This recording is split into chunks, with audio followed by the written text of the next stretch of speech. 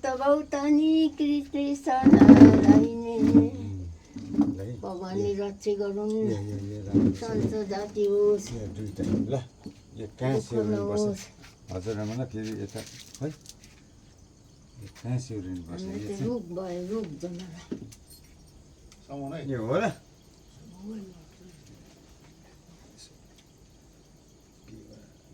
पर्दैन ननिकाले होइन यहाँ मलाई चाहिँदैन होइन ननिकाले यता दिनु परेन पर्दैन कसलाई मैले अघि दिएँ एउटा दस्तुर अघि दिएर कहाँ हुन्छ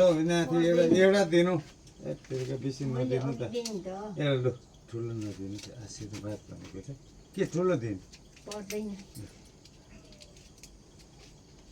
सन्च होस् जाति होस् सबै बिमारहरू जाति होस् दिदीले टिका लाउनु यस्तो यस्तो भएर हुन्छ भन्ने कसलाई थाहा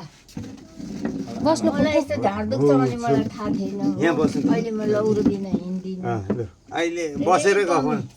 लडिन्छ बस्नु पुग्नु बस्नु त यो फेरि सिक्लिन्छ कि नउठिकन अब चाहिँ दिदी भाइको गफ कति भयो यस्तो भएको